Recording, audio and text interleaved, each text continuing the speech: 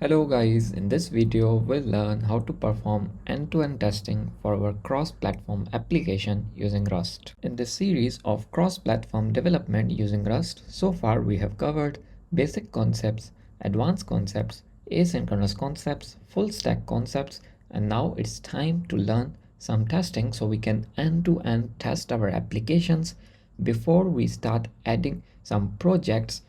And as we know that testing is one of the most important part of our development lifecycle. So in this video, we'll learn how can we end-to-end test our cross-platform applications. So let's begin. In this video, we need a cross-platform application using Dioxys. Now we'll not add the application code because the focus of this video is around learning how can we test our application. So I'll be using a sample code that performs login. I can share that code if you guys need. Otherwise, you guys can use any of your recent projects that you have built along the series. We'll be performing end-to-end testing and we'll be using Playwright to perform end-to-end tests. So Playwright was specifically created to accommodate the needs of end-to-end testing. Playwright supports all the modern engines, including Chromium, WebKit, Firefox, or testing on all different OS that we have like Windows, Linux, Mac OS. You can test locally or on CI, headed or headless browsers. So pretty much provides everything to test your application end to end, and is kind of an industry standard as well nowadays, where most of companies use Playwright for testing their application end to end. While making any changes and pushing to CI, they have a job that runs all those tests to test the application, and it's pretty efficient and good. So we'll learn how to write Playwright test and how to run those tests and how to run those tests with UI, so we can literally see the test like simulating itself, and whatever are the steps, processing and verifying those steps. So first of all, move to the project explorer, and we already have a Dioxys project today. As I mentioned in the start, move to main.rs. Now I'm using a basic login component here for testing, which I just added to keep the focus of this video just around testing. So if you guys need the same code, you can just drop in the comments and I'll be happy to share this code. It's pretty straightforward, a basic component, and I just added the front end part, not the back end part, or using full stack or server functions.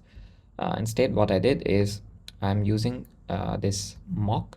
So it's available on the internet, http bin.org/status/200. So whenever you call this, whatever you send to this, it will always return you with 200. Okay. So that's how you can use if you don't want to create a server, just want to mock it. Again, just use it for learning purposes. Don't just abuse this, but yeah, it's available. You can check it out. So we just call it with our credentials and it sends us 200 OK always as expected. So we'll be adding tests for this, for the rendering part, OK part, and then we can even change it to, let's say, a 400 to receive a not success response and to test the failure part. So whatever status you want, you can just slash it here and it will send that status to you. So this is a pretty basic component again. Now let's run this to give you guys an overview of how our UI looks like before we move to the testing part. So first of all, open the terminal, and here we will just move to our test tab, and then we'll just do dxserve. Okay, as you guys can see, it's up and running. So let's open our embedded browser, and here we just do localhost 8080. There you go, basic UI, and we type anything here because we don't have any validation, and it sends the request and sends us login successful. Similarly, if we change it to, let's say, a 400 and we do the auto reloading and we go back to our embedded browser and we do anything and login, it sends us login failed. So this is how this this mock works, mock server. And Now let's go ahead and test our application. Instead, if you have your own backend, you can just use your backend URL as well. Now let's go back to the terminal. Now we'll be using CLI commands to add Playwright to our project. So for that, I'll be using Yarn as the package manager. If you don't have Yarn installed, doesn't matter whichever OS you are on.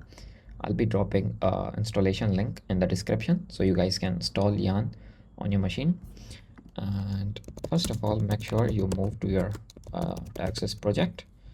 So as you can see, we are in the project, and here we'll just do Yarn create Playwright. Okay, here we have to select do you want to use TypeScript or JavaScript. It's basically if you want to write your tests in the TS files or .js files. So I'll be using again, it's not just the files but also type safety and all those stuff. So I'll be using TypeScript, and where you want to put your end-to-end test, you can specify the directory. By default it's tests. Why? We'll just stick to default, and add any GitHub actions to the workflow. For now I don't need it, so I'll just stick to false. And install Playwright browsers can be manually via Yarn. We can just install with it, so just press true. And now let's wait for a few seconds. Okay, as you can see, it says happy hacking. That means it's done, and we have our examples to end-to-end test, demo to do end-to-end test, and then the configuration file. So we'll just close the terminal, and if we go back to our project now, as you guys can see, we have all of that test example, which we can delete. So we have a /test directory where example, which we will remove, and here we can add our own spec ts file. So I just added my own ts file, login spec.ts, and you can add your own according to your components. So login spec ts, and then another important thing is our Playwright config ts file. Now here we can have all the configurations that we have for our application. So if we go all the way down here, we can specify the command to start our application. Now there are multiple ways to spin up our application to test. One way is we manually spin up our application on local, like we do dxserv in the terminal and then we run test in a separate terminal, or we in the CI we can have a command to spin up our application and then run the test. And other way is you just specify here how to spin up your web server, and Playwright will do it for you when you run the test, which is something I like and I use it a lot. So let's uncomment these, and we'll be asking Playwright to do it for us. So we'll add here in a minute. So instead of the command being npm run start, we'll just do dxserv and the port that our application runs on, so 8080, and run existing server. Let's keep it as it is. So this is for CI. And moving up, so here we can test again branded browsers. We can uncomment this and it will test for your devices, whatever, and on those browsers as well, as it says Google Chrome, Microsoft Edge, mobile Safari, all those. But by default it tests for Chromium, Firefox, and WebKit. So moving up, here we can specify our base URL, which is again something we'll be using. Otherwise in every test you have to specify manually, and if you specify here, then you can just have page and go to / to go on your index page, and if you want to, let's say, go on /login page, then /login just in your test, and base URL will be added automatically. Rest everything will keep as it is, so the configuration remains like this. Now let's move to our login spec ts, where we'll add a few tests and run those. So let's import test and expect from Playwright. So first of all, we'll add a test suite here, describe, and name of our component, so login form, and the suit. So here we'll just say test dot before each and async page, and so before each test we want to move to page dot go to slash, because that's where our component is. And as I explained here, if we add our base URL here, then we need to just add slash. So we just add slash, so it will just, before each test, it will just go to this page. And then let's add the tests. So the test that we add, name of the test, so let's say should display login form, and async page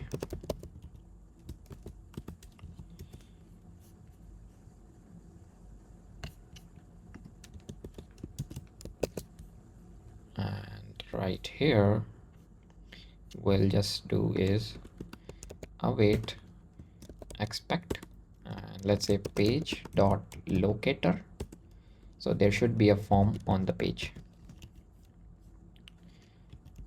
to be visible. That's the test that we are expecting. When we go to this page on our base URL, we should see a form which comes from our component. As you guys can see, we have a form. So that's what we are expecting here.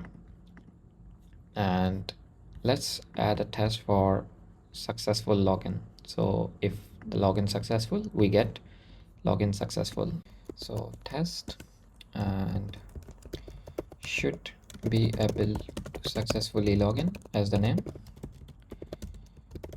And here we can add our test body, so page and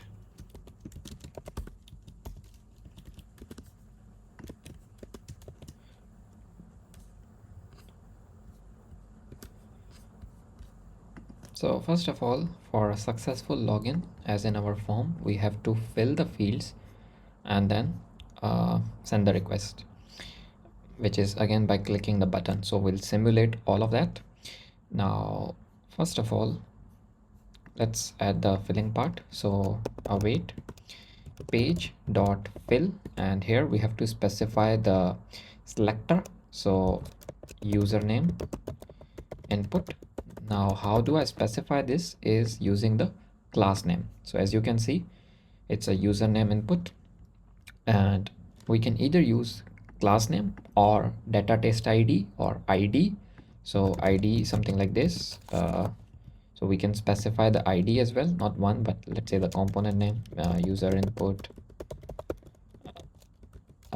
test ID, something like that. Or we can use the class name, which is again useful if we want to use the CSS files and stuff. So I'll use this class name. So back to the test, and what we want to fill it with is a username. So let's say dummy user 123, and similarly we'll do same for password. So let's copy it, and password input, again same. If you go to the file, you can see password input as the class name. So we'll fill it with, let's say 1234,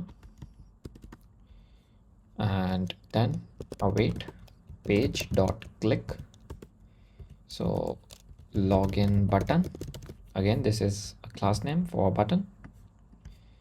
So we want to press this, and as you can see, there is a click that we can use for that. And once we have all of that, we'll just do await expect page dot locator message, and as you can see, class name message. So using the message here, and to have text, and the text that we are expecting is this text, which is login successful. So let's copy this and add in our test. So this is the test to check our successful scenario, and this is just to check if the rendering works. Now let's first of all run these both tests and see how it works, and then we'll also visualize the simulation using the Playwright Test UI. Now to run our test locally, for IDE like IntelliJ, you can just press this run button to execute a suit, or press the specific run button against the test to run the specific test. But I'll be using CLI, so move to our project, and here we'll just do yarn playwright test. Okay, as you can see, it passed all the tests. Now you might think that we have 2 tests, but why it shows 6? Because we are executing, as you can see, for Chromium and Firefox and WebKit. So let's say if I want to remove this and just stick with Chromium and move back to the terminal and we rerun, as you can see, it shows you now just 2 tests because we are just executing for Chromium. Now we can also visualize our report. So let's copy this and we can check our report. So for that we can use our embedded browser, and you can see our test report, all passed, failed, flaky, skipped, everything. And now let's write a test for our failure scenario as well. Or before, let's go to the Playwright UI to test a successful scenario using UI, where you can visualize literally everything. So for that, back to our terminal, and let's close this instance, open a new instance, move to our test app, and for that we just have to do yarn playwright test dash dash UI. So it will open a UI which looks something like this, specifically from Playwright. So here we can see our all the test suite. For now I just have one, and we can run the specific test. You can check the source code and errors, everything, and here you can literally see the simulation. So let's say we run this test. Okay, as you can see, it displays the UI and the series of events. Then finally it checks for our UI to render. So here we can see the series of events that goes through, as you can see, specific events. So it's also one of the great ways to debug your tests and specifically find out where something is going wrong, because as it executes step by step, it shows this UI change and all the steps and the UI, and you can also click and go to that particular step and visualize that. So again, it's pretty amazing for debugging your end-to-end tests. So that's for the UI. Now let's write a failure scenario. So back to our IDE, and now let's add a test for the failure. So in your code, if you have a perfect backend up and running, then you don't need to make any changes in your app. It remains same. But for me, since I'm running against a mock backend, so I'll just change it to 400. So I expect a 400 to be returned, or a bad response, a not happy response. And then I skip the good test and copy this. Should not be able to successfully log in, or we can say should fail to log in. And we just copy everything, login failed, and that's what we are expecting here. So let's open the terminal and let's try to run this. So yarn and test. Okay, as you can see, we have 3 tests and one of them is passed. So okay, I think this one should not be skipped. Now let's run. Okay, so as expected, 2 tests pass, 1 skipped, which is this one. And if we don't skip this, then for my use case it will fail, because I'm expecting backend to return a 400 right now. So let's rerun, and there you go. As you can see, 1 test failed, 2 pass, and it fails the test and also tells us where it is failing and what's wrong with the test, so we can easily fix it. So that's pretty much all that we wanted to cover in this video of how can we add tests and do end-to-end tests for our application.